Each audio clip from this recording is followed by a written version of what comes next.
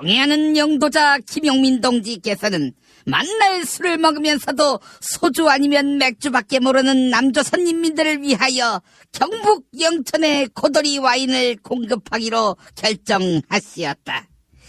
남조선 최대의 포도주산지인 경북 영천하고도 고도12 리장 동지가 만드는 고도리 와인은 문재인 정부가 주관한 우리 술 품평회에서 입상했을 뿐 아니라 아시아 와인 트로피에서 실버상, 대한민국 주류 대상에서 영예의 대상을 차지할 정도였으니 그 맛과 품질에 대해 시비를 건다는 것은 터무니없는 모략이자 치솟는 분노를 이야기할 도발의 다름 아니다. 경애하는 영도자 김용민 동지께서는 방송 시음용으로 한 모금 하셨다가 그 맛에 빠져들었고 끝내 술은 마귀 오줌이라는 선친의 강력한 경고에도 불구하고 나발을 불다가 대리운전으로 귀가하신 바 있음도 밝히는 바이다. 국내산 최고의 와인 고도리 와인을 가장 저렴하게 구입할 수 있는 방법은 김용민닷컴.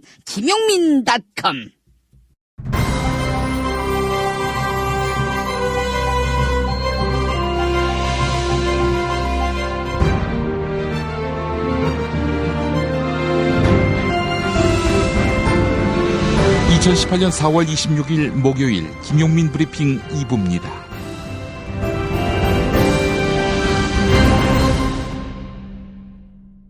오늘 새벽에 나온 종합일간지 헤드라인 살펴보겠습니다. 거의 모든 종합일간지가 남북정상회담 관련 소식을 전하고 있습니다. 포털 네이버와 다음에 댓글 개편안을 다룬 경향신문부터 살펴보겠습니다. 댓글 제한, 공감수 제한, 땜질 처방, 포털에 여론 독점, 바뀔 게 없다. 이렇게 제목을 달았습니다. 댓글 조작을 막기 위한 방안으로 네이버는 하루 댓글 추천 한도를 50개로 제한하는 내용의 댓글 정책 개편안을 발표했습니다. 하나의 개정으로 같은 기사에 쓸 수 있는 댓글 수는 기존 20개에서 3개로 대폭 줄였는데요.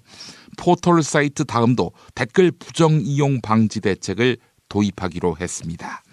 같은 댓글을 수차례에 작성한 아이디에 대해 댓글 작성을 장시간 동안 금지하도록 하는 것입니다.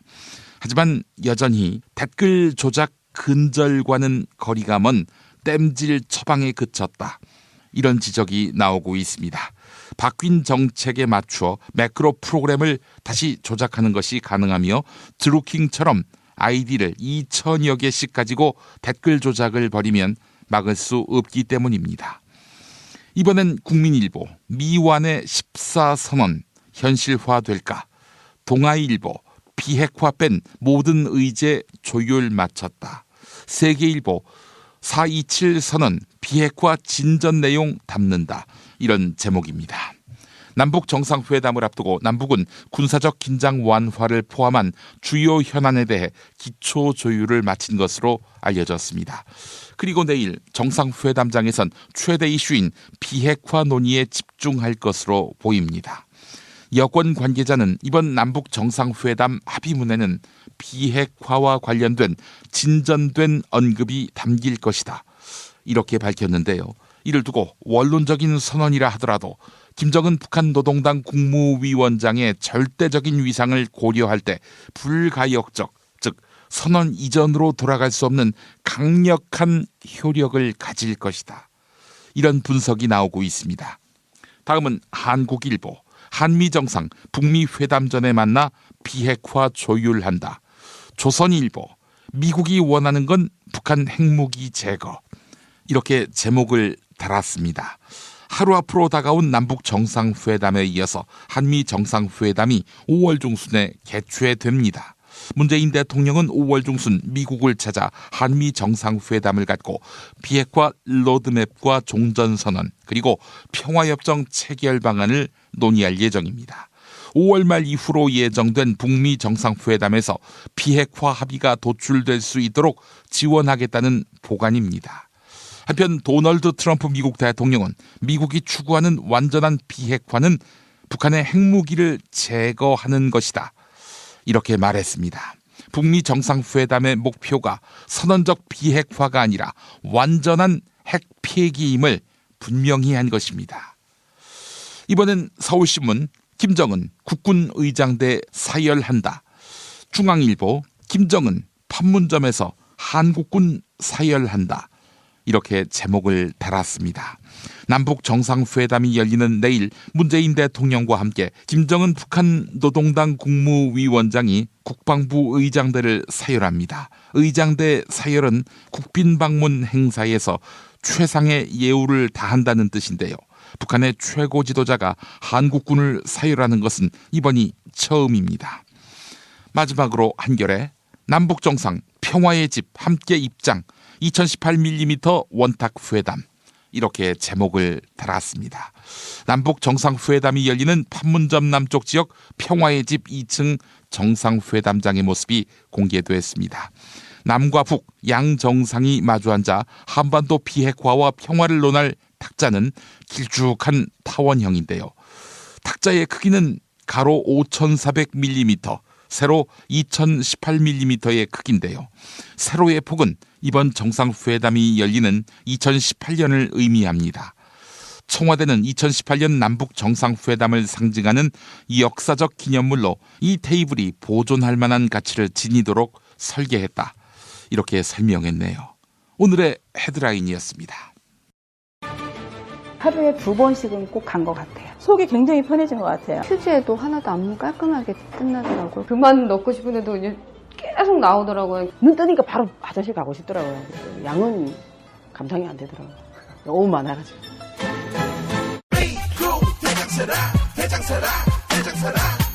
장실 굿모닝 화장실 바나 굿모닝 바나나. 검색창에 미궁 대장사랑. 스페이드 퀴즈입니다. 돌잔치, 칠순잔치, 가게홍보, 체육대회, 창사기념일. 정답 기념품. 문제를 끝까지 들으셔야죠. 이럴 때 사용하는 판촉물이나 기념품, 답례품, 단체 선물 등을 취급하는 전문업체로서 국민을 위해 제대로 일하는 언론과 정당의 후원을 하는 판촉물 전문업체는 어디일까요? 정답 네피알. 네? 어디라고요?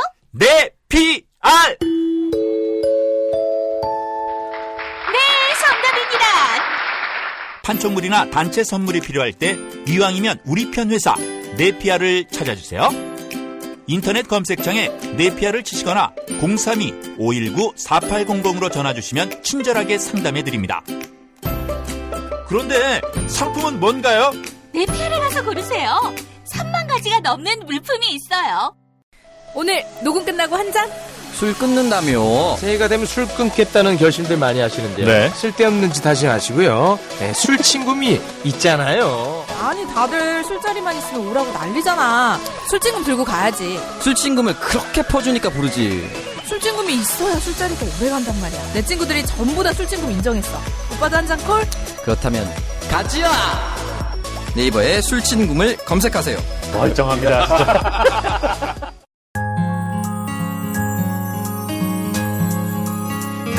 진짜. 보자관 김용민과 주파수를 맞춘다. 새로운 아침 특별한 선택 김용민의 뉴스 브리핑. 김용민의 뉴스 브리핑. 댓글 여론조작 사건으로 구속 기소된 드루킹 일당의 금융 계좌에는 8억 원이 입금된 것으로 확인됐는데요. 이 8억 원 가운데 정치권으로부터 유입된 돈은 없는 것으로 확인됐습니다. 경찰은 드루킹 일당의 계좌에 입금된 8억 원 가운데 정치권에서 유입된 돈은 없었다 이렇게 밝혔습니다. 이어서 현금으로 출금된 2억 5천만 원에 대해서도 특이사항이 없었다고 밝혔습니다. 4개 계좌에 입금된 8억 원은 온라인 카페 경제적 공진화 모임 회원들로부터 다단계 판매와 강언료 명목으로 받은 돈이었습니다. 드루킹 김모 씨가 운영하던 출판사에 무단 침입해 절도를 한 TV조선 기자가 경찰에 입건됐습니다. 경찰은 조속한 시일 안에 사건을 검찰에 송치할 예정입니다. TV조선 기자는 지난 18일 느릅나무 출판사 사무실에 무단 침입해 태블릿 PC와 USB 그리고 휴대전화를 훔쳐간 혐의를 받고 있습니다. 경찰 조사에서 TV조선 기자는 가지고 나온 물건들은 제자리에 가져다 놓았다 이렇게 밝혔습니다. 경찰은 진술이 사실인지를 확인하기 위해 휴대폰을 압수해 분석 중입니다. 이와 관련해 경찰은 어제 TV조선 사옥에 대한 압수수색을 시도했는데요. TV조선 기자 100여 명은 사옥 앞에서 언론 탄압 결사 반대 구호를 외치며 경찰의 압수수색을 막아섰습니다. 이에 경찰은 일단 철수했지만 재진입 방침을 TV조선 측에 통보했는데요. TV조선 측은 경찰의 압수수색엔 언론의 재갈을 물리려는 불순한 의도가 있다고 주장했습니다. TV조선 뉴스9 신동욱 앵커의 클로징 멘트 들어보시죠. 저희는 이번 건이 저희 수습기자의 취재 욕심에서 비롯된 일임을 분명히 인정하고 사과한 바 있습니다.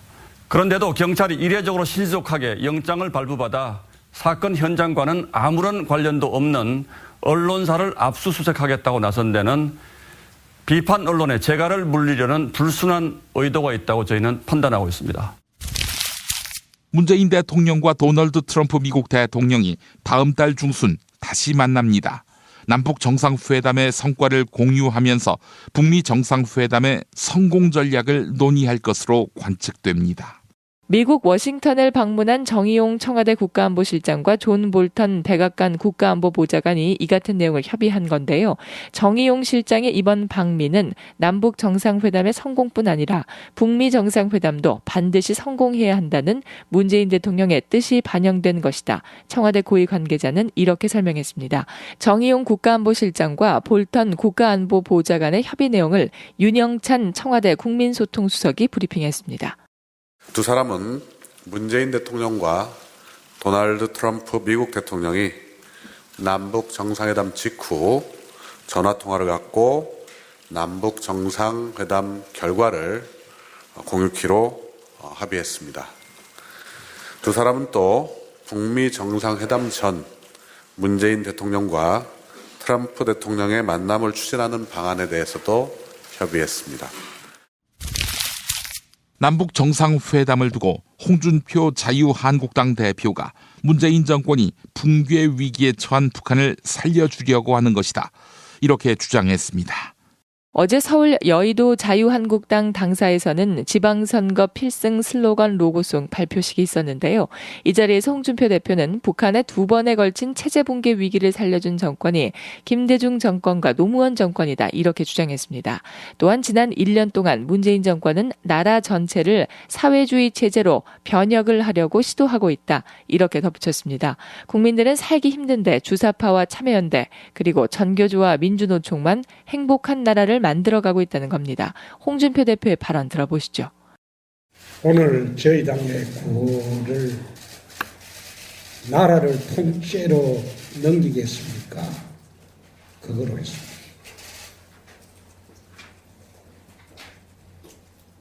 나라를 통째로 북에 넘기겠습니까? 나라를 통째로 좌파들에게 넘기겠습니다. 지방까지 통째로 좌파들에게 넘기겠습니까? 그게 이번 지방선거의 구호입니다. 1년 전에 대선 때 자유대한민국을 지킵시다. 그게 내가 내건 구호였습니다. 그런데 그때 많은 분들이 색깔론으로 내돌렸어요. 정권 넘어가고 난 뒤 1년 동안 한국 사회가 어떤 방향으로 가고 있습니까? 지금 가고 있는 방향이 자유대한민국입니까? 국가사회주의입니다. 최근 김기식 금융감독원장이 낙마하는 과정에서는 외유성 해외 출장이 문제가 됐는데요. 지난해 강경화 외교부 장관 후보자의 인사청문회 당시 자유한국당 김무성 의원이 해외 출장을 간 것으로 확인됐습니다. 지난해 6월 강경화 외교부 장관 후보자의 인사청문회는 전국의 최대 현안이었습니다. 그런데 청문회 이틀 전 외교통일위원회 소속 청문위원 김무성 의원은 케냐와 탄자니아 그리고 에티오피아까지 9박 11일 출장을 떠났습니다. 사흘째인 케냐의 대표적인 관광지인 암보셀리를 방문하고 다음날 아침 사파리 관광을 했습니다. 바로 강경화 장관 후보자의 인사청문회 시간이었습니다. 김무성 의원의 출장에는 담당 상임위도 아닌 기획재정위원회 소속 바른미래당 정병국 의원도 합류했습니다. 이들의 출장 비용 약 5천만 원은 모두 한국국제협력단 코이카가 냈는데요. 코이카는 김무성 의원이 속한 외통위의 피감기관입니다. 대한항공 조현민 전무의 어머니 이명희 이루재단 이사장의 막말과 폭행 영상이 잇따라 공개되고 있는데요. 이명희 이사장의 갑질 행태를 잘 보여주는 또 다른 증언이 나왔습니다. 2010년 여름 이명희 씨가 인천 하얏트 호텔 정원을 둘러보던 중 소나기가 내렸습니다. 이에 호텔 레스토랑 지배인은 얼른 우산을 챙겨 들고 나왔는데요. 하지만 담당 직원은 우산을 못 썼습니다. 당시 호텔 직원들은 이명희 씨가 눈치를 줬기 때문이라고 말합니다. 그런데 이 담당 직원은 검은색 임부복을 입은 임신부였습니다. 이명희 씨 혼자만 우산을 쓰고 직원들은 흠뻑 젖은 채 30분 넘게 정원을 돌았다는 겁니다. 또한 이명희 씨가 사적으로 사용할 물품을 국외에서 반입하는 과정에 대한항공 비서실을 동원한 정황이 드러났습니다. 대한항공 내에서 아무런 직책이 없는 이명희 씨가 비서실을 심부름센터로 활용한 겁니다. 특히 관세나 운송비를 회사 비용으로 처리했을 가능성이 커서 수사가 불가피할 전망입니다. 아울러 조양호 한진그룹 회장 일가가 항공기를 개인 택배처럼 사용하면서 열대과일을 검역 절차 없이 반입했다. 이런 지적이 나왔는데요. 이에 농림축산검역본부는 대한항공 임직원과 승무원에 대한 휴대물품 검역과 검문을 강화하기로 했습니다. 서울신문의 보도 소개해드렸습니다. 현재 대한항공에 소속된 3개의 노조는 사측이 장악한 어용 노조다. 이런 주장이 나왔습니다. 현재 한 개 노조에서는 위원장에 대한 탄핵 이야기까지 나오고 있는데요. 대한항공 현직 직원들이 참여한 익명의 단체 채팅방에서 조양호 한진그룹 회장 일가의 갑질 사례가 폭로되고 있는데요. 이 채팅방을 개설한 대한항공 직원은 현재 회사 직원들이 정당한 권리를 주장할 수 있는 시스템은 없는 상태다. 이렇게 이야기했습니다. 대한항공 3개 노조는 모두 사측이 장악한 어용노조라는 겁니다. 이에 조양호 회장 일가의 갑질에 대응할 수 있는 새로운 패러다임이 필요해 단톡방을 만들게 됐다. 이렇게 설명했는데요.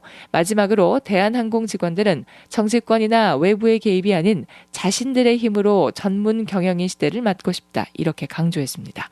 이상은 JTBC 보도였습니다. 2014년 땅콩 회항 사태 때와 비교해 볼 때 물세리의 갑질 사태에 대한 대한항공 안팎의 분노는 더욱 폭발적이고 조직적입니다. 2014년 조현아 당시 대한항공 부사장에 대적했던 박창진 사무장이 수천 명으로 늘어난 모습입니다. 대한항공 직원들은 2번 속지는 않겠다며 총수일가 퇴진을 요구하고 나섰습니다. 사측의 사과와 수습책 발표에도 총수일가를 직접 겨냥한 구체적인 제보 내용이 끊이지 않고 폭로되고 있습니다. 직원들은 나아가 총수일가의 퇴진을 요구하는 촛불 집회를 벌일 준비까지 하고 있는데요. 이런 직접 행동의 배경에는 총수일가의 갑질처럼 회사도 직원들을 하인처럼 대하고 있다. 이런 정서가 바닥에 깔려 있습니다. 실제로 대한항공은 지난해 사상 최대의 영업이익을 냈으나 이는 직원들과 나누는 데에는 인색했습니다. 대한항공 직원들의 임금 인상률은 2015년 1.9%, 2016년 3.2%에 그쳤습니다. 삼성전자 서비스가 과거 노조에 가입한 직원들을 상대로 조직적으로 일감을 빼앗은 정황이 포착됐습니다. 18년차 노조원의 월급은 1년차 신입 월급보다 적었습니다. 삼성전자 서비스 노조가 만들어진 지 4개월 뒤인 2013년 11월 광명 해운대센터 직원의 월급은 100만 원이 채 안 됐습니다. 직급이 부장이라고 적힌 18년차 직원의 실수령액이 95만 7천 원이었던 겁니다. 같은 센터 소속 1년차 사원의 실수령액 97만 7천 원보다 2만 원 적습니다. 노조 측은 사측이 노조원들의 일감을 빼앗은 결과라고 주장합니다. 검찰은 노조원 일감 빼앗기가 삼성의 대표적인 부당 노동 행위로 보고 협력업체 관계자들을 소환 조사했습니다. 김용민 파일.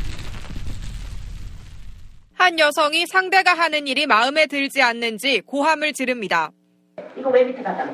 아니, 나 페이팅기 좀. 야! 당장 못 고쳐다. 너 가서 고쳐와. 빨리! 분을 삭히지 못했는지 욕설을 쉴 새 없이 내뱉습니다.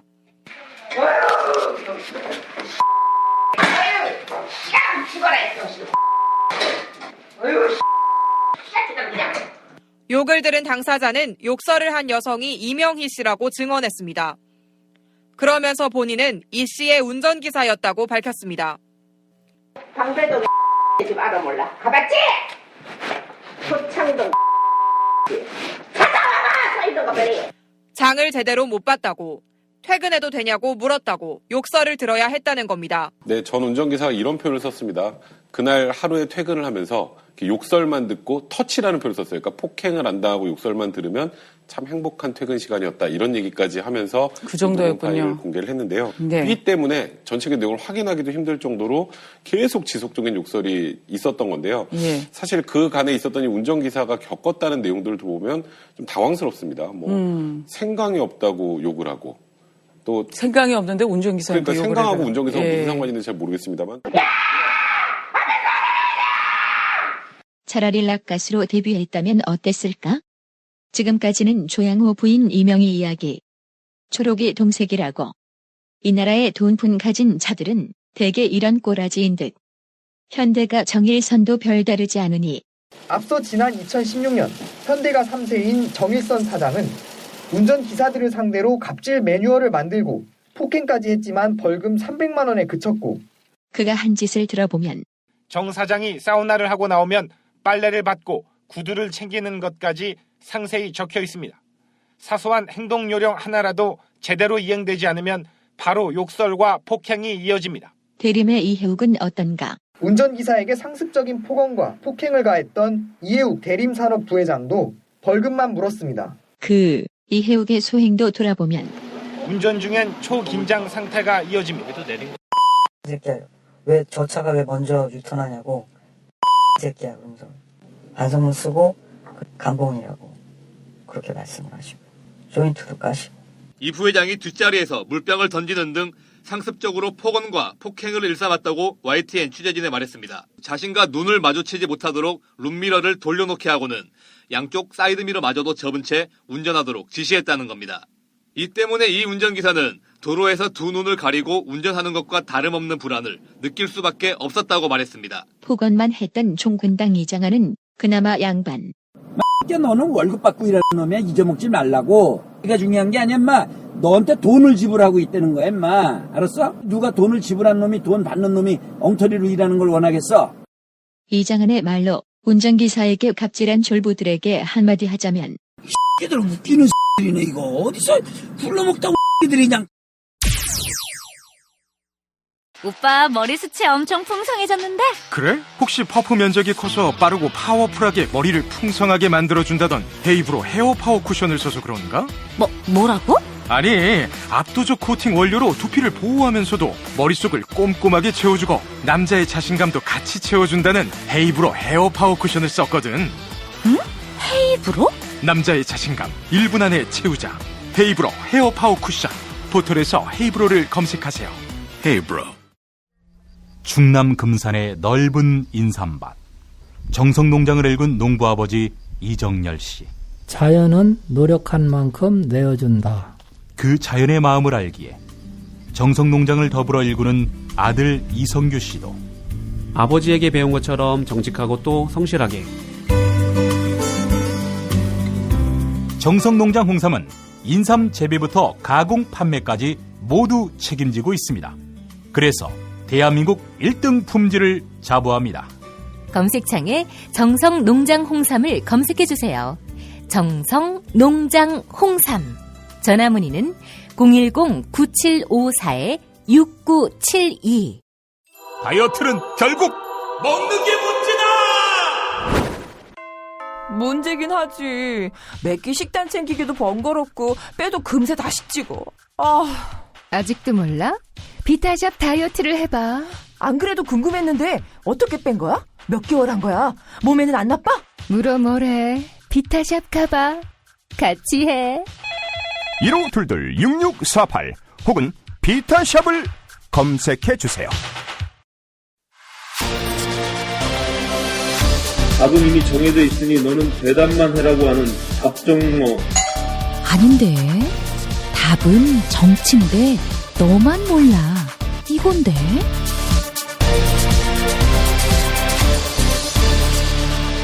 국민보좌관 김성회의 답정너.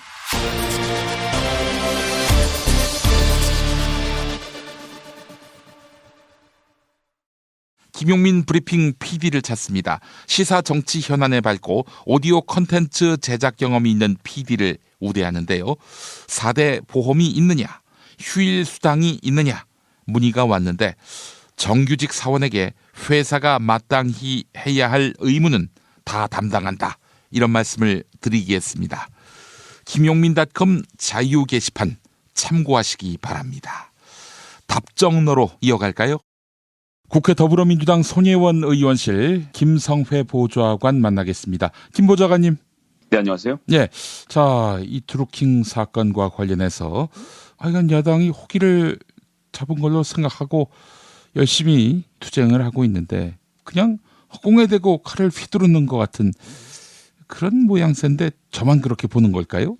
오늘 이제 결정적인 것이 나왔죠. 그 경공모가 8억의 자금이 있었다는 것, 2017년 기준으로 해서 흐름이 있었고 그것이 혹시 이제 외부에서 돈이 들어온 것이 아니냐. 더 정확하게 얘기하면 매크로 작업을 하는 데 있어서 민주당이 혹은 김경수 의원 측이 돈을 보탠 것이 아니냐라는 의혹이 있었던 거 아닙니까? 그동안 쭉 제기돼 왔죠. 예, 제가 좀 누차 말씀드렸지만 김경수 의원이 돈을 보냈거나 혹은 이제 인사상에 이익을 주겠다고 말을 했거나 실제로 인사상에 이익을 줬거나의 경우를 따져야 했던 건데 136개 계좌를 전부 확인을 했는데 8억 원의 돈이 있었고 거기 이제 15,000여 건의 거래가 있었는데 이것이 전부 다 경공모 회원들 것이었다는 것이 드러난 걸로 끝났죠. 예. 예, 그럼으로써 결국은 경공모가 가지고 있던 돈 8억 이것이 모두 비누 수건을 판 돈인 것이 확인됐고 수상한 돈이 하나도 없었던 것으로 결론이 내려져 버렸습니다. 자유한국당으로서는 이제 출구가 없는 이 상태가 된 거고요. 그래서 제가 말씀드렸지만 이제 출구 전략을 짜야 되는데 사실 없는 상태인 거죠. 꽉 찬 헛스윙을 날린 셈이 됐군요.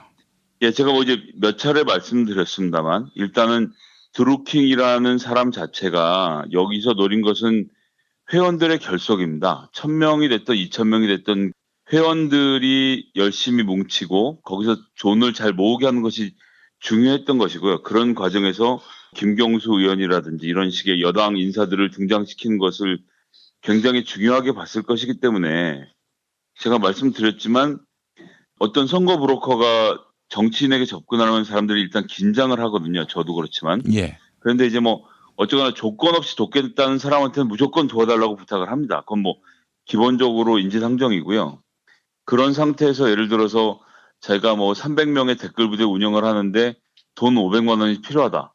이런 얘기를 하면 그 순간 관계가 끊기거든요. 예, 그렇기 때문에 드루킹은 그런 걸 노린 것이 아니고 김경수 의원과 관계를 유지할 필요가 계속 있었기 때문에 절대 돈에 대한 얘기를 꺼냈을 리가 없었고요. 김경수 의원 입장에서 거꾸로 말 그대로 이제 여러 종류의 문재인 지지자들 그룹들이 많았기 때문에 그런 그룹 중에 하나가 와서 도와준다 생각하고 성심성의껏 응대를 했을 것이고 그런 과정이었다라고 몇 차례 말씀드렸지만 그래도 돈 거래가 나오지 않겠냐라고 했지만 무려 이 136개 통장을 다 털었지만 하나도 나온 게 없다는 거죠. 그리고 이제 보시다시피 지금 개 샴푸도 16,000원, 머리 감는 샴푸도 16,000원, 사람이 몸 씻는 샴푸도 16,000원 해서 이게 어마어마하게 큰 돈이에요. 그리고 이런 종류의 신앙 공동체들이 다 똑같은데 회원들이 나와서 비누를 만듭니다. 직접 만들고 그것을 또 사는 사람도 있고 플로랄 맘이라는 곳을 통해서 비누를 팔았던 것이 지금까지 나왔는데요. 그런 과정을 통해서 만들었던 돈 8억이 전부 다 회원들 사이에서 나왔다는 것이 밝혀져 버려갖고 예.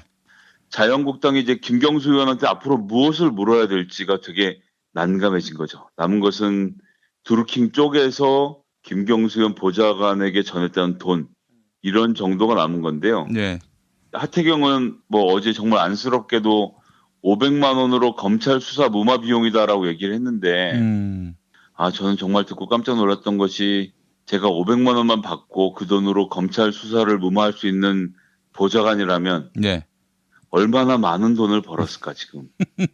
하태경 의원이 국회 사정을 잘 아는 분인데 게다가 부산에 계시고 경상도 사정도 잘 아는 분인데 이따위로 말을 한다는 건 정말 참 이유를 알 수가 없고요.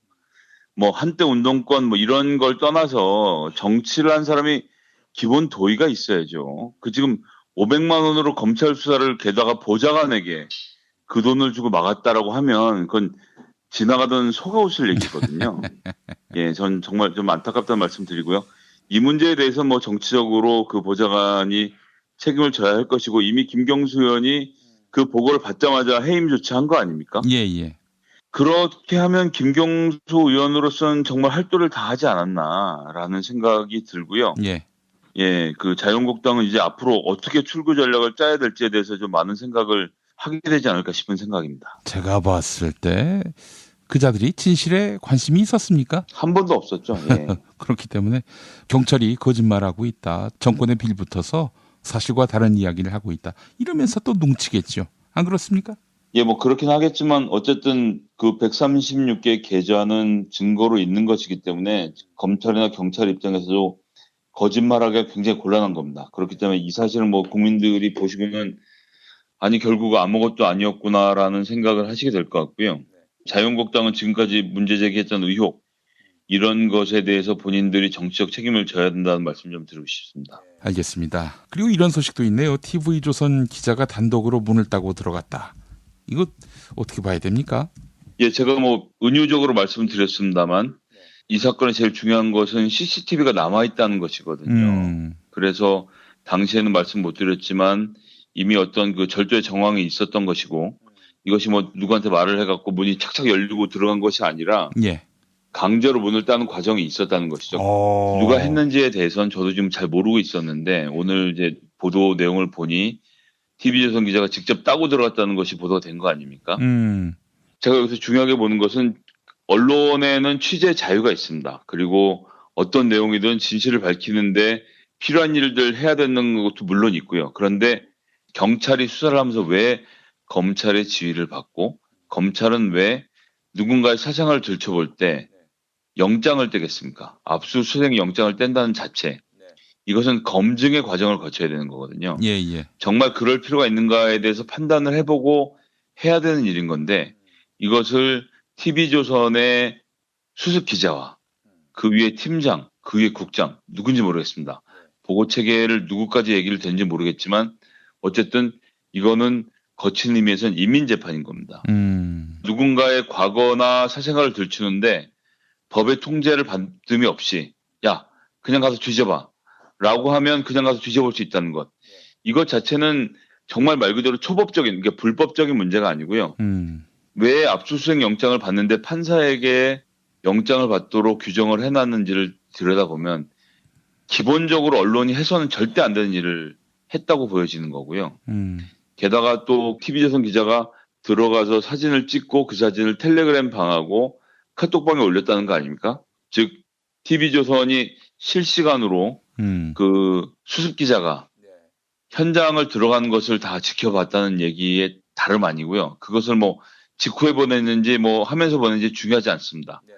어제도 말씀드린 것처럼 수습 기자의 역할이라는 것이 있기 때문에 명령 없이는 할 수 없었다. 그렇기 때문에 이 과정에서는 불가피하게 경찰이 TV조선에 대해서 압수수색을 할 수밖에 없는 상황이라는 것이고 이것은 경찰이 언론 탄압을 하는 게 전혀 아닙니다. 오히려 국민의 기본적인 권리를 지키기 위해서 경찰이 고육지책으로 TV조선에게 책임을 묻고 있는 과정이라는 걸 좀 봐주셔야 합니다. 이런 식으로 영장도 없이 언론이 자기가 원하는 곳에 아무데나 들어갈 수 있다고 한다면 앞으로는 어떤 보도나 사건이 터졌을 때 해당 당사자의 핸드폰을 누군가 훔쳐가고 거기서 마음대로 내용을 추출해서 보도하지 않으리란 보장이 어디 있겠습니까? 그렇죠. 예, 경찰과 검찰과 법원이란 삼중 장치를 통해서 밝혀진 진실에 대해서 언론이 보도하는 것이야 아무런 문제가 없겠지만 이런 식으로 개인 사생활을 소위 말하는 알 권리, 사회 정의란 이름으로 들춰내는 것은 저는 뭐 전혀 동의하기 좀 어렵네요. 자기들은 남의 사무실 마음대로 드나들면서 범법을 저지른 자기네 사무실은 들어올 수 없다. 이게 말이 됩니까? 예, 뭐 이건 있을 수 없는 일입니다. 이건 뭐 너무 끔찍하고요. 앞으로 이런 식으로 언론들이 개인의 사생활을 들춰본다고 생각하면 정말 세상 어디로 갈 곳이 없다라는 생각이 들고 예. 이런 취재 관행들은 이전에도 사례를 찾아보기 어렵지만요. 이번 기회에 확실히 뿌리를 뽑아야 된다라는 생각이 들고요. 예. 어제도 계속 말씀드렸습니다만 자유한국당이 여기서 어떻게 연결되어 있는지, 왜 이런 자료를 갖고 있는지, 그리고 태블릿 PC를 포함해서 이런 얘기들을 어떻게 하게 됐는지에 대해서 명명백백하게 밝히고 국민들 앞에서 사과를 해야 되는 문제가 아닌가라는 생각이 듭니다. TV조선 기자들이 이제 경찰에 TV조선 사무실에 대한 압수수색을 거부하면서 이런 말을 했더군요. 일제 경찰도 조선일보 사무실엔 들어오지 않았다. 당연하죠. 친일 신문이니까. 네, 일제 경찰이 당연히 조선일보 사무실 들어갈 일이 없었겠죠. 예, 그건 너무 당연한 얘기고요. 다시 말씀드리지만 이건 언론의 자유에 대한 문제가 아니고요. 예. 언론이라는 권력을 사용해서 일반 시민의 사생활을 들춰보려는 시도, 이것은 반드시 중단되어야 하고 예. 그것에 대해서 TV조선은 엄중한 책임을 져야 한다는 생각입니다. 예, 그래요. 친일파 신문이었기 때문에 일제가 뭐 조선일보를 특별히 조사하거나 압박할 일이 없었기 때문에 알아서 충성을 했기 때문에 조선일보 사무실을 안 들어간 거겠죠. 일제 경찰이요. 네, 그렇습니다. 예. 뭐 대단한 일이라고 그렇게 자랑 삼을 일도 아닐 텐데 말이죠. 그렇습니다. 예. 그러니까 참 이 드루킹 문제를 역사적인 남북 정상회담 전날까지 운이한다는 것 자체가 사실 좀 부끄러운 일입니다. 이제 드루킹이 사실은 이제 본인의 주장한 의도를 따라가 보면 매크로의 폐해에 대해서 폭로하고 이것을 문제 삼기 위해서 했다는 주장을 하는 거 아닙니까? 저는 그 주장을 전혀 받아들이진 않지만 여튼 이제 이 정치라는 것은 생물과 같아서 이미 그런 방향으로 흘러가는 것 같습니다. 그래서 이제 자유한국당이 네이버에 대해서 맹공을 멈추지 않고 있는데요. 여기에 대해서 좀 저희가 좀 같이 바라봐야 될 지점이 있지 않나 생각이 듭니다. 예. 네이버를 보면 이제 네이버가 이번에 아웃링크로 전환하자는 야당의 요구, 즉 기사를 클릭했을 때 그 해당 기자의 해당 사이트로 이동하는 것은 허락하지 않는 상태에서 댓글에 대해서 좀 뭐 여러 가지를 바꿨는데 계정 하나를 가지고 24시간 동안 50개에 대해서만 공감, 비공감을 누를 수 있게 하고 댓글을 작성하는 것을 기존의 10초에서 60초로 늘렸다. 뭐 이런 내용을 발표를 했거든요. 그리고 계정 하나로 같은 기사에서 작성할 수 있는 댓글의 수를 현재 20개에서 3개로 줄였다. 이렇게 해서 댓글 문제를 넘어가려고 하는데 전 정말 이게 어이가 없는 게요. 이건 그냥 가짜 계정의 가격을 올리는 것과 아무것도 다른 게 없습니다. 지금까지 10개의 계정을 가지고 운영했다면 앞으로 50개만 가지고 있으면 똑같은 일을 계속 할 수 있는 거거든요. 횟수의 조정의 문제가 아니다라는 점. 그리고 제가 며칠 전에도 말씀드렸습니다만 대한민국의 네이버 정도를 제외하면 온라인에서 공론회장이 이렇게 한정되어 있는 나라는 없습니다. 예. 본인이 보수적이라고 생각하면 조선일보 사이트에 가서 조선일보 기사를 읽고 조선일보에 댓글을 달고 거기에 댓글을 다는 사람들과 공감하고 토론하고 이러는 것이 맞고 본인이 또 한겨레 신문의 논조가 마음에 든다고 하면 한겨레 신문 사이트를 아침에 가서 기사를 보는 게 맞거든요. 아니면 그 신문을 구독해서 보거나요. 그런데 이제 우리나라는 네이버라는 곳이 존재하면서 소위 편집위원이라는 것, 우리가 제대로 알 수 없는 불투명한 인물들이 모여서 마음대로 기사를 편집하는 과정을 그냥 지켜봐야 했던 건데요. 제가 하나 예를 들면 제가 이제 정청래 의원실 있을 때 얘기를 좀 하나 드려보면 2014년에 정청래 의원이 네이버 밴드에서도 사찰이 일어나고 있다라는 것에 대해서 폭로를 했습니다. 그 당시에 뭐 엄청나게 센세이션한 문제를 일으켰고 그 기사를 뭐 모든 언론이 받아 썼었는데요. 예. 언론에서 기사를 쓴 양에 비해서 이슈가 안 되더라고요. 그래서 저희가 이제 내용을 찾아봤더니 그 기사가 IT 섹션에 배정이 돼 있었습니다. 근데 이제 국정감사 기간이라서 모든 뉴스의 핵심이 정치면으로 몰릴 때였는데요. 네이버 밴드 운영에 있어서 사찰이 이루어지고 있다는 정청래 의원의 폭로가 IT면에 가 있는 것을 저희가 이상하게 생각했거든요. 근데 이제 며칠 후에 네이버에서 직접 정청래 의원 사무실을 찾아와서 해명한 것이 무엇이었냐면 네이버에 관한 뉴스였기 때문에 자기들이 IT면에 배치했다는 거였습니다. 그게 무슨 말입니까? 방금입니까? 네이버가 한 것이 중요한 것이 아니라 국가기관이 언제나 사찰을 할 수 있도록 만들어 놨다라는 폭로, 그것도 국회의원이 서울경찰청 국정감사장에서 했던 폭로를 IT면에 묶어놨다는 것은 무엇입니까? 이건 네이버가 마음대로 편집할 권리를 갖고 있었다는 가장 큰 반증이거든요. 그렇습니다. 예. 예, 이런 식으로 하면서 네이버가 자기 입맛에 맞도록 자기가 원하는 대로 모든 뉴스를 배치해왔다는 것이 지금까지 현실입니다. 이것은 네이버가 뉴스에 대해서 독점을 해왔기 때문에 생겼던 문제이고요. 이런 문제는 좀 이번에 정말 전면적으로 개혁이 이루어지고 해결이 되어야 한다고 생각합니다. 우리 청취자 여러분들께서 아침에 일어나시면 네이버 사이트에 들어가서 하루에 뉴스를 보는 것을 편하게 생각하실지 모르겠지만 모든 독점은 폐해를 가져오기 마련입니다. 그렇기 때문에 이번 기회에 네이버의 개혁, 전 이 점에 대해서는 뭐 자유한국당이랑 100% 동의를 하고요. 아웃링크를 처리하는 것부터 시작해서 편집권 자체를 네이버가 갖지 않는 작업들이 앞으로 꾸준하게 일어나야 하고요. 네이버와 비등한 규모의 다른 포털 사이트들이 생기는 것은 물론이거니와 네이버 자체가 뉴스 포털로서의 기능하는 것 자체도 저희가 앞으로 많은 토론과 연구를 통해서 그 기능을 분산해야 한다고 생각합니다. 모든 사람들이 똑같은 색깔의 안경을 쓰고 세상을 바라보면요. 다른 색깔의 안경을 쓴 사람은 항상 구석에 몰리고 소수자가 되고 왕따가 되기 마련입니다. 지금 네이버가 편하긴 하지만 국민 여론을 한쪽으로 편향되게 몰고 가고 있다는 점을 좀 청취자분들 한번 생각해 주셨으면 좋겠습니다. 알겠습니다. 자, 김성회 보좌관님 오늘 말씀 잘 들었습니다. 네, 감사합니다. 술자리 많은 요즘 3차까지 달린 당신을 위한 필수품 전창걸의 새싹 땅콩차. 이제 속쓰림은 잊으세요. 070-8635-1288 070-8635-1288 생활인을 위한 꿀팁. 집 두 채에 월 10,000원 화재보험 카페. 화재 배상, 심지어 도난 피해까지. 여기에 더해 가전제품 고장 수리비까지. 연중 무휴라 언제든 02849-9730. 어? 그 스티커 어디서 났어? 와, 예쁜데? 이거 어디서도 못 구해. 머릿속에만 있던 나만의 캐릭터를 여러분의 눈앞에 보여주는 건 바로 IMC 프렌즈입니다. 010-3311-5071로 전화주시거나 인터넷 검색창 또는 앱스토어에서 IMC 프렌즈를 검색해주세요. 지방선거 후보자님, 잘 들으세요. 선거는 뿌리오와 함께 선거 문자 1위는 뿌리오. 선거 문자 12년 연속 1위. 1위 당선 1위 문자 뿌리오. 야, 근데 홍어가 진짜 그렇게 몸에 좋아? 아니, 끝내준다니까. 근데 비싸지? 열라 싸고 열라 맛있는 홍어가 있다니까. 어디? 알싸한 홍어. 네이버 검색창에 알싸한 홍어를 검색하시고 1599-6456 전화 주문도 가능합니다. 허리가 아파요. 아랫배가 나와요. 골반이 바로 서야 건강도 아름다움도 바로 섭니다. 바디로직을 입으세요. 토크밴드의 입체적인 탄력이 틀어진 골반을 바로잡습니다.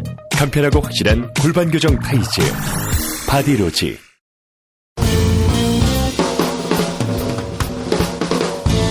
미디어 오늘 정상근 기자가 뉴스 속의 뉴스를 짚어드립니다. 정상근 기자의 오늘 미디어.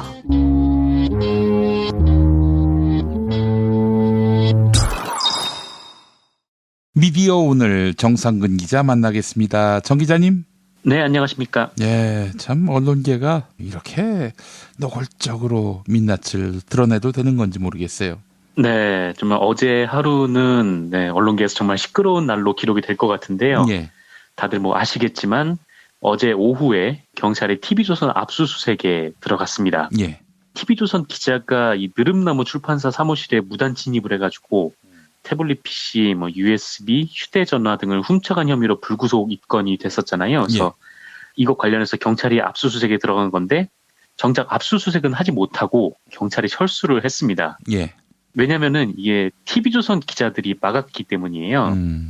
경찰의 압수수색 통보 소식이 TV조선에게 전해지자 TV조선 기자하고 관계자 100여 명이 오후 6시부터 조선일보 사옥 앞에 나와가지고 언론 탄압 결사반대라는 피켓을 들고 사옥 앞에서 이제 집결을 했습니다. 네.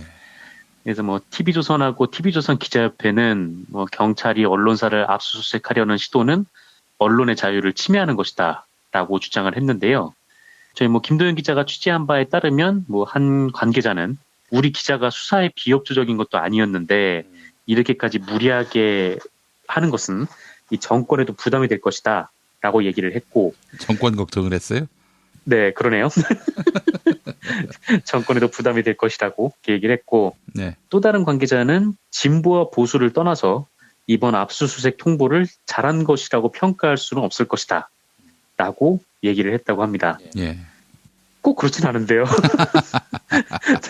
아니, 저는 TV조선에게 이렇게 묻고 싶습니다. 진보 언론이 또 진보적 언론인들이 언론 탄압을 받을 때 그때 니들은 뭐 했냐 이거예요. 뭐 언론 탄압을 받을 때 뭐 했냐 이렇게 조선일보에 물어보기에 앞서서 더 물어봐야 할 것은 조선투이가 있을 때 너네는 어떻게 했느냐에 대해서 그게 더 궁금하긴 하죠. 예. 지금 뭐 그렇고요. 그래서 이제 경찰이 다가오니까 이 기자들 그리고 관계자들이 완강하게 저항을 했다고 합니다. 그래서 경찰은 이게 압수수색 영장에는 범위가 있잖아요. 그래서 네. 무작정 압수수색을 한다고 다 털어갈 수는 없는 건데 경찰은 압수수색 범위가 한정돼 있기 때문에 이게 뭐 무차별적으로 뒤질 수는 없다 막 이렇게 얘기를 했는데 그럼에도 불구하고 저항이 계속 이어져서 20분 만에 포기하고 현장을 떠났다고 합니다. 그러면서 이 김민배 TV조선 대표가 건물 맞은편에 서 있었다고 해요. 그래서 뭐 김도현 기자가 가서 뭐 이에 대해서 좀 물어봤는데 김민배 대표가 재밌는 얘기를 해가지고 예. 그거를 저희 미디어오늘 기사의 제목으로 썼거든요. 무슨 얘기냐면 예. 일제 때도 경찰이 조선일보 편집국에 들어올 수 없었다. 라고 말을 했다고 합니다. 아, 포털에서 난리가 났어요. 이 댓글 보니까 말이죠. 야, 같은 편인데 뭐하러 압수수색하니?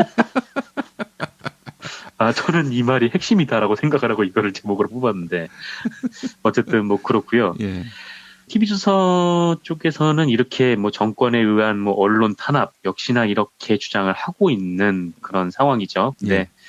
저는 그렇게 생각합니다. 이 공권력이 언론사에 들어올 때는 신중해야 한다라고는 생각을 하거든요. 예. 그런데 이제 이런 경우죠. 기사가 권력에 부담이 돼서 혹은 기사가 권력의 기분이 나빠서 완벽한 오보나 허위 사실이 아님에도 불구하고 예. 이 언론사 안으로 들어가서 취재원을 찾아내려고 한다거나 자료를 뺏어 가려고 한다거나라고 한다면 네, 엄연한 언론 탄압이라고 저는 생각을 해요. 뭐 그거는 사실 진짜 언론사를 옹호해야죠. 아, 그런데 이거는 그게 아니잖아요.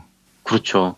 이게 제가 앞서 설명드린 거의 대표적인 예가 2014년에 정윤회 문건이 터졌을 때 세계일보가 이거를 보도했었잖아요. 예. 근데 이 세계일보가 이거를 뭐 청와대 자료라고 하면서 이제 그거를 근거로 보도를 했고 이후에 세계일보에 압수수색이 들어간다라는 소식이 있었어요. 그래서 이 세계일보 기자들이 편집국 앞에 집결을 해서 사옥 안으로 못 들어간다라고 스크럼을 짰는데 그때 이제 결국은 그 압수수색을 들어가지 못하긴 했습니다. 근데 만약에 이런 경우 때문에 들어갔다면 요거는 이제 대표적인 언론 탄압이 되겠죠. 예.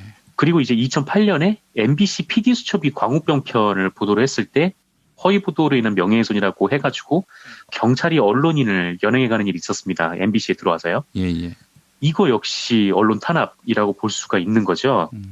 근데 이제 반면에 또 이런 경우도 있잖아요. 이 지난해 10월에 경찰이 MBC 상암 사옥을 압수수색했는데 이거는 보도 관련된 문제 때문이 아니라 MBC 관계자들의 입찰 방해 혐의 때문이었습니다. 그래서 이거를 언론 탄압이라고 볼 수는 없는 거죠. 문제가 있으면은 기적은 뭐고 당연히 죄가 있으면 조사를 받아야 하는 거니까요. 그렇죠. 예. 근데 앞서 PD님께서 말씀하셨듯이 이 TV조선의 오늘 상황은 어떨까를 생각을 해보면 TV조선 기자가 받고 있는 혐의가 절도라는 점이죠.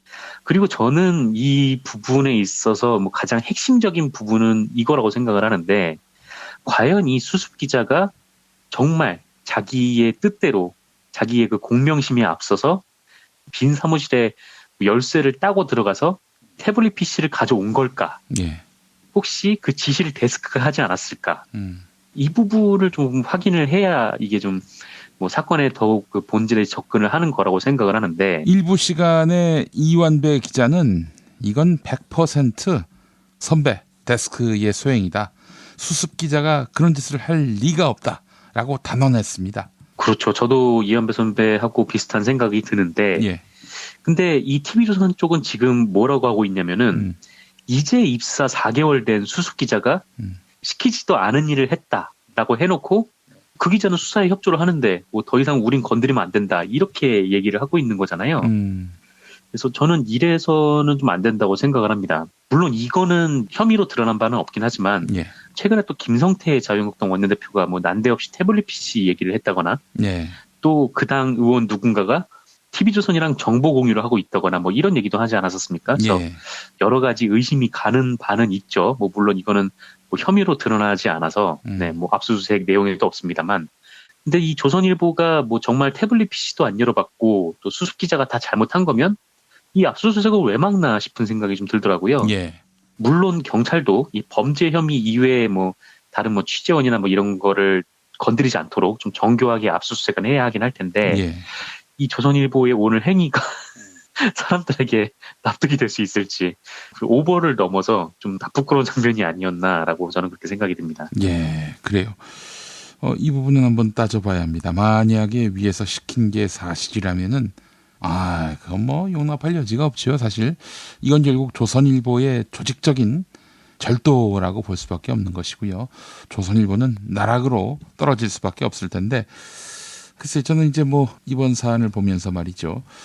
조선일보가 정말 특종 욕심 때문에 개인적 일탈을 했다라면서 그 수습 기자에게 모든 책임을 떠넘기려 한다면, 그게 사실이어서 그 책임을 떠넘기려 한다면 해고시켜야죠.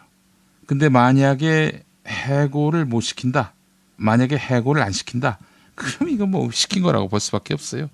그렇지 않습니까? 그렇죠. 분명히 이거는 좀 범죄 행위를 저지른 거기 때문에 뭐 예. 일단 기본적으로 그냥 기자 윤리강령을 위반한 거고요. 네. 그리고 나아가서 이거는 윤리강령이고 나발이고 법으로 저촉되는 행위를 했기 때문에 그렇습니다. 이거는 좀 뭐 징계가 있어야 되는 사안이죠. 관용의 여지가 없는 것이기 때문에 그 조선일보가 즉각 이 기자를 해고해야 합니다. 해고를 못 시킨다면은 니들 소행이라고 볼 수밖에 없는 거예요. 어쨌건 뭐 징계가 뭐 있어야겠죠. 그리고 만약에 이거를 조선일보의 데스크가 시켰다면은 조선일보 데스크는 그 즉시 사실상 이제 주범이 되는 그렇죠. 좀 그런 상황인 거죠. 예, 네. 예. 어쨌건 이 부분도 어떻게 될지 좀 두고 봐야 될 것 같습니다. 예. 자, 우리가 끊임없이 관심을 가져야 하고요. TV조선이 이 수습 기자에게 어떤 조치를 내리는지, 이게 바로 진실의 시금석이다라는 점 분명히 밝히고요. 장자연 사건 때 스포츠조선 하모 전 사장한테 책임을 다 뒤집어 씌우지 않았습니까? 그리고 나서 하모 전 사장 같은 경우는 나는 억울하다, 이런 입장을 밝혔었고요. 네, 그렇습니다. 하모 전 사장이 거짓말하는 것일 수도 있겠죠.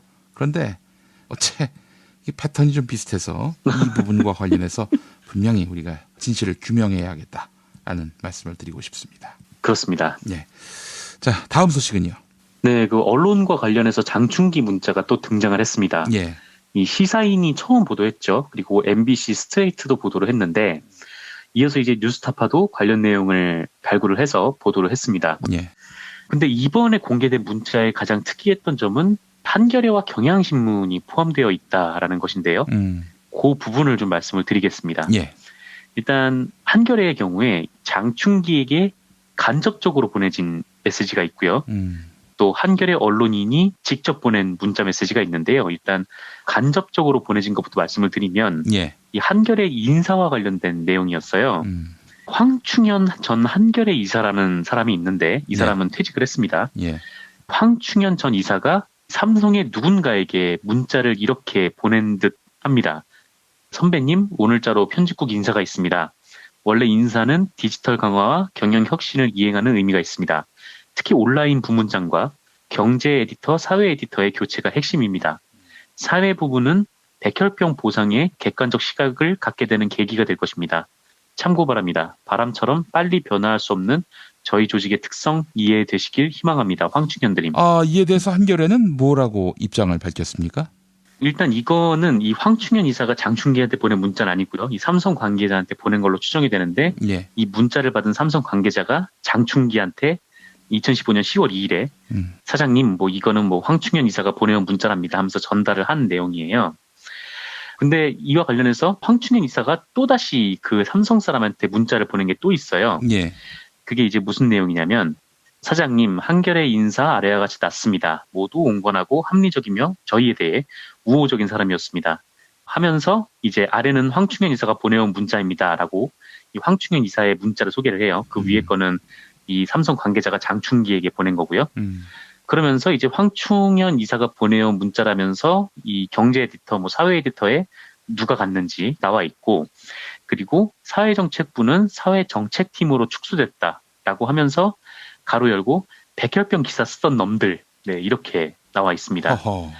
이런 한겨레 인사가 삼성에게는 좀 우호적인 사람들로 비쳤나 봐요. 특히 이게 황충현 이사가 보낸 문자에 포함된 내용인지 아니면은 황충현 이사가 보내온 인사 결과에 뒤에 이 삼성 관계자가 덧붙인 건지는 잘 모르겠지만 백혈병 기사 쓰던 놈들이라고 한 대목에서 좀 물컥하죠. 제가 아는 뭐 한겨레 뭐 많은 분들이 그렇지만 뭐 삼성 직업범 문제나 또 반올림 보도를 계속 해왔고 또 지금도 계속 하고 있어가지고 이거를 가지고 지금 백혈병 기사 쓰던 놈들이라고 취급을 하고 있는 거는 화가 나는 좀 일이긴 한데 예. 뭐 아까 여쭤보신 이 한겨레의 공식 해명은 이렇습니다.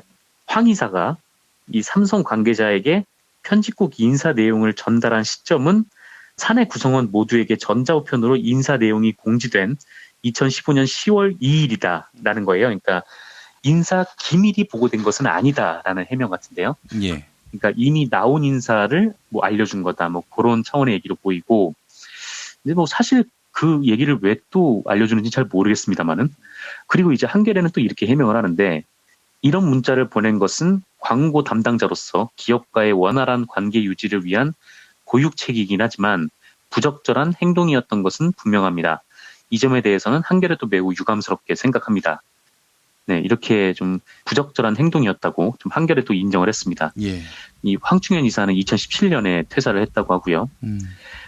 이와 함께 이 한겨레는 직업병 문제를 다루지 않기 위해서 조직 개편을 한 게 아니다라는 입장을 밝혔는데 예. 이 실제로 뭐 이후에도 그 삼성 직업병 문제와 관련된 기사를 계속 보도를 하긴 했어요. 그리고 또 하나 이 한겨레에서 보낸 문자가 있는데 이 두 번째 문자는 정석구 당시 한겨레 편집인이 2015년 9월에 장충기에게 직접 보낸 문자입니다. 이 문자 메시지 내용은 근데 좀 사실 이래요. 회사 후배들이 외부 추석 선물을 받지 말자고 결의를 했고 그래서 보내주는 선물은 사양하겠다라는 내용이에요. 그거 좋은 내용 아닙니까? 당연한 내용이죠. 뭐 네. 당연한 내용인데 예. 이 부분에 대해서도 한겨레는 이 문자 메시지는 그 당시 한겨레 윤리위원장이었던 정석구 전 편집인이 예. 윤리위원회 결정을 통보하기 위한 내용이었다라고 밝히면서 뭐 이전에 명절 선물이 들어올 경우에 뭐 한겨레는 계속 마포 소재의 복지관에 기증을 해왔다라고 밝혔습니다. 예. 어쨌든 뭐 한겨레는 이렇고요. 근데 이 경향신문 관련된 내용이 있는데 이 경향신문 내용은 전형적인 장충기 문자와 좀 유사한 면이 좀 있어요. 예.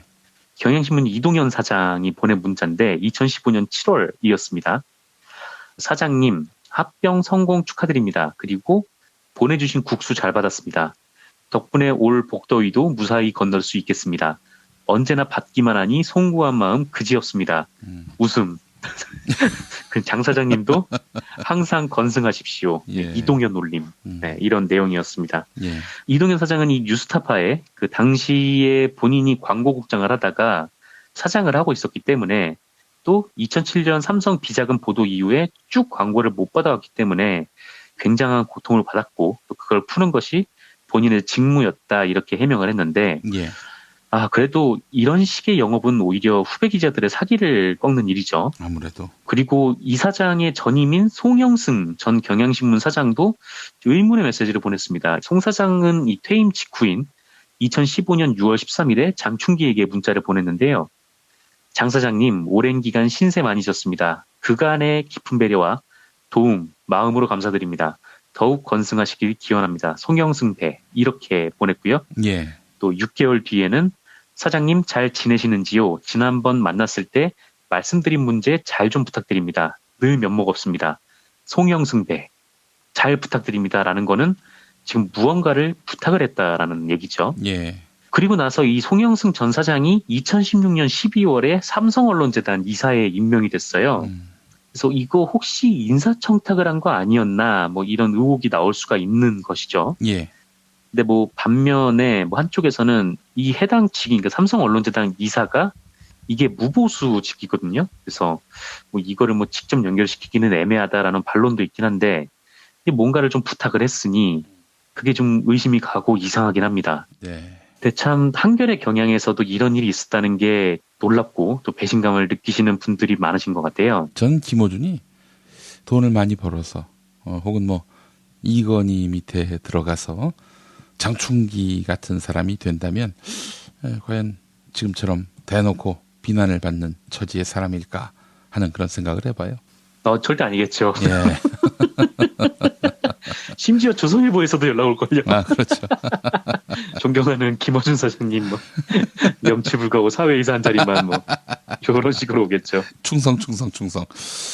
아, 참, 보면서 말이죠. 그들은 이제 김어준을 비판하면서 우리는 같은 편도 비판한다라고 이야기했지만 돈 주는 편은 비판하지 않는다. 이 점을 오늘 확인하게 됐습니다. 그렇죠. 뭐 한겨레나 뭐 경향신문 기자들이 뭐 삼성 관련된 비판 기사를 안 쓰지는 않죠. 다른 언론과의 차이점이 뭐 그렇긴 한데, 근데 굉장히 좀 부적절한 내용이긴 하죠. 이 경향신문의 이런 문자라든지 아니면은 한겨레 황충현 이사의 문자라든지 좀 이런 부분들은 구악스러운 면이 좀 있어 보이는 그런 상황입니다. 예.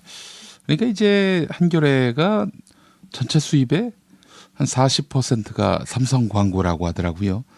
지금도 그런지는 알 수 없습니다만은 전 그래서 삼성 100을 비판할 것을 60밖에 비판하지 못한다 이렇게 봅니다. 한겨레가. 그래서 저는 열심히 돈을 벌어가지고 한겨레의 큰 스폰서가 돼서 그들로부터 비판을 안 받았으면 좋겠습니다.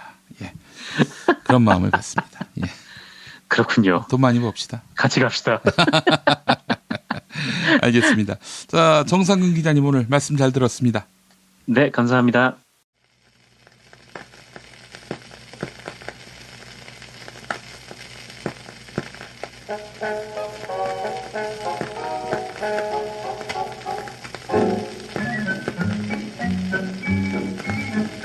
문재인 대통령과 북한의 김정은 국무위원장이 내일 판문점 중립국 감독위원회 회의실과 군사정전위원회 본회의장 사이에 군사분계선 앞에서 활짝 웃는 얼굴로 상봉하게 될 것으로 보입니다.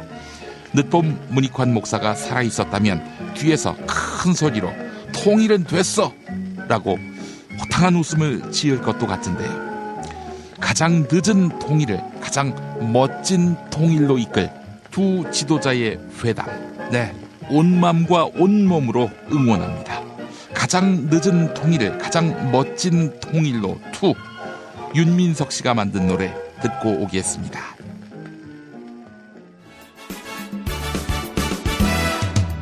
한 핏줄의 아픔마저 모른 척 눈 감아야 했던 부끄러운 지난 날을 뒤로 하고 우리는 여기까지 왔어요. 한민족의 자랑마저 모른 척 빗나가야 했던 바보 같은 지난 날을 털어내고 우리는 이제 함께 갈 거예요. 서로의 기쁨과 슬픔 더불어 울고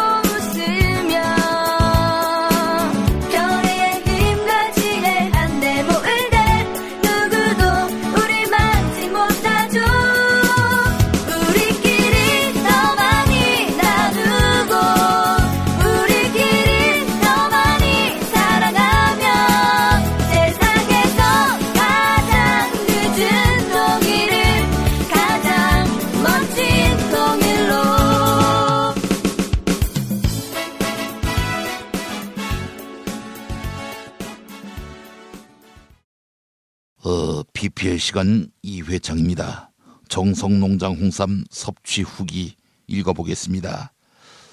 조모 씨, 지인분께 소개받아서 정땡장보다 좋다는 정성농장 홍삼정 2병을 구매했습니다. 함께 보내주신 홍삼액도 이전에 다른 곳에서 사 먹었던 것보다 훨씬 진하고 정말 정성 들인 흔적이 느껴졌습니다. 그래서 저도 열심히 지인들에게 홍보 중입니다. 네, 그리고 또 다른 사연이 왔습니다. 이분은 누구시지? 읽어볼까요? 이번에 정성농장 홍삼 먹고 1997년 그때 깜짝 놀랄 젊은 후보로 돌아가겠습니다.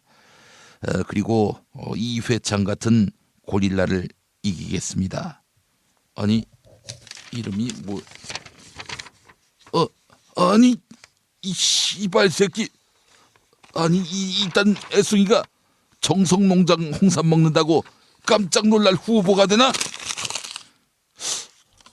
근데 그 새끼가 정말 회춘하면 어떡하지? 박근혜입니다. 스티커나 문구 제품 만들 때는 IMC 프렌즈지요. 주문 생산과 디자인 상담 문의도 받습니다. 쇼핑몰 사이트 주문 생산 코너에 정말 다양한 제품이 있습니다.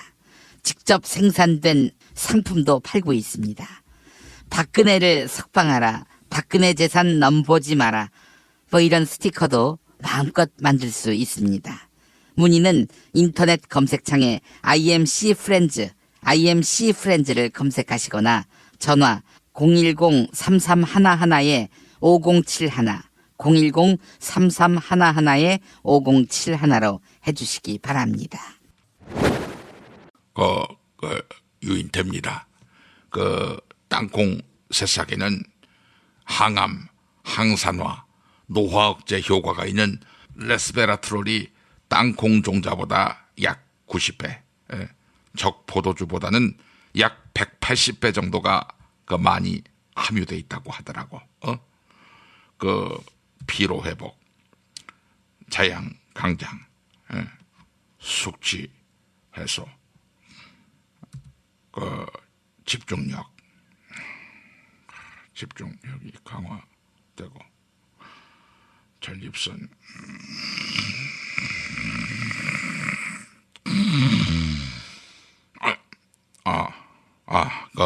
전립선 개선, 여기 굉장히 탁월하다고 하죠. 전창걸의 새싹 땅콩차, 이 전창걸몰.com, 전창걸몰.com. 창걸아, 춘곤증 졸음 개선, 그것도 좋다고 하지 않았니? 홍준표입니다. 꼭 들어야 할 실손보험, 7,000원 운전자 보험 카페가 있는데 뭔 걱정이에요.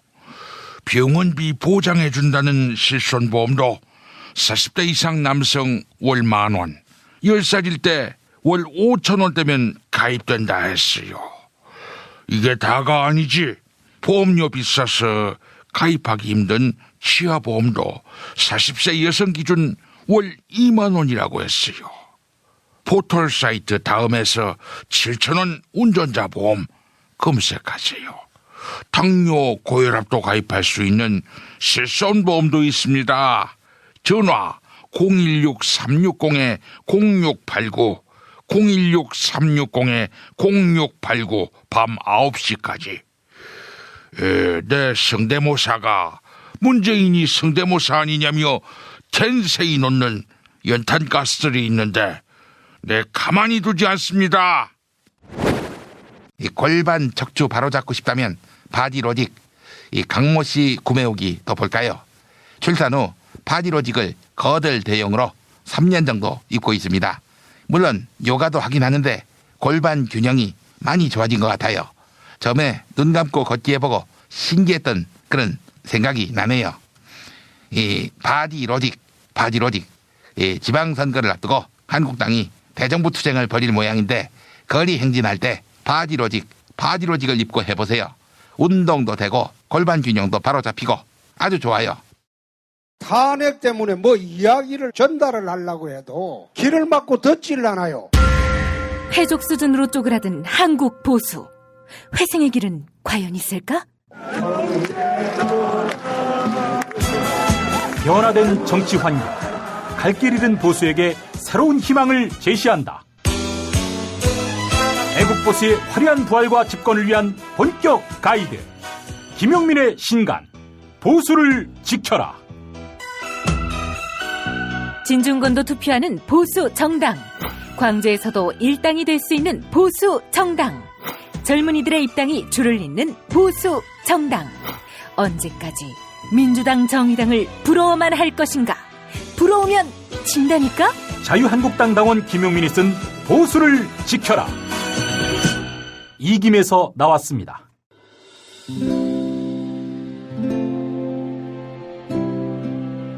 우리가 목사님은 우리 남북 관계에 있어서도 큰 정기를 마련해 주셨습니다. 늦봄 문익환 목사 탄생 100주년. 민주화와 통일운동을 위해 11년 4개월간 옥고를 마다하지 않은 행동하는 양심. 오늘 우리가 누리고 있는 이 민주주의 또 문익환 목사님 덕분이 아주 큽니다. 그가 24년 동안 살았던 서울 강북구 인수봉로 통일의 집이 6월 1일 문익환 통일의 집 박물관으로 거듭납니다. 사람들이 이렇게 항상 북적북적 이렇게 했던 공간이라 아버지한테만 아니라 우리 모두들한테 굉장히 큰 의미가 있는 통일의 역사를 기억하며 통일의 길을 모색하는 문익환 통일의 집 박물관 기념사업 추진위원으로 함께해 주시겠습니까? 이건 단지 어떤 유가족들의 유산이 아니라 우리 시대가 가지고 있는 유산이기 때문에 자세한 안내는 포털 사이트에서 문익환 통일의 집을 입력해 주세요.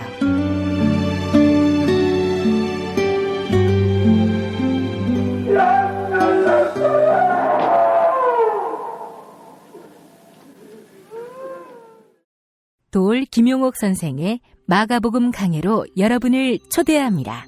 이 마가복음이라는 게 대단히 중요합니다. 왜냐하면 복음서의 원형이기 때문에. 원형. 매주 일요일 아침 11시 서울 서대문구 충정로 20 서울 지하철 충정로역 9번 출구 앞에 있는 벙커원에서 도울과 만나세요. 율법을 믿으시겠다고? 신약이 율법의 완성이라고? 얼어빠질 그따위 기독교 내 입 앞에서 제발 입도 뻥끗하지 좀 말아요. 그런 소리는. 벙커원 교회 일요일 예배를 겸하는 이 자리. 도울이 진리와 생명이었던 예수를 원형 그대로 복원합니다. 그 십자가를 과감하게 걸머지고 돌아가신 예수를 말하지 아니하고 믿으면 너는 금방 축복받을 일만 남았다. 이게 한국 목사들 99%의 거짓말 설교예요. 도울의 마가복음 설교는 따로 녹화 녹음되지 않으며 현장에서만 만나실 수 있습니다. 도울 선생의 마가복음 설교는 2월 4일부터 진행됩니다. 김용민.com 자유 게시판에 올라온 사연 일부입니다. 국대원님, 댓글과 공감수를 제한한다면 오히려 업자들이 찍어내는 아이디에 더 유리하게 작용할 것입니다. 네, 네이버의 대책, 다음의 대책, 미봉책이지요. 아웃링크로 하자니 검색수가 확 줄 것으로 우려돼서 이렇게 꼼수를 쓰고 있는 것 같습니다. 네이버 다음 멀었습니다. 자, 융프라우 072님, 조자 동맹을 말해버린 김용민 PD의 선견지명에 놀랐습니다. 조선일보 자유한국당 동맹, 조자 동맹.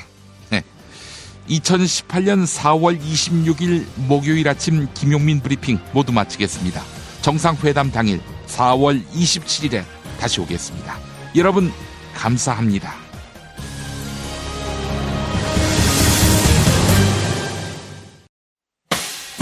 김용민 브리핑과 함께한 시간 어떠셨어요? 다음 시간에도 보다 바르고 알차며 즐거운 정보로 여러분을 찾아가겠습니다. 팟캐스트 포털 팟빵에서 다운로드하기, 구독하기, 별점 주기, 댓글 달기로 응원해주세요. 잊지 마세요. 다운로드하기, 구독하기, 별점 주기, 댓글 달기.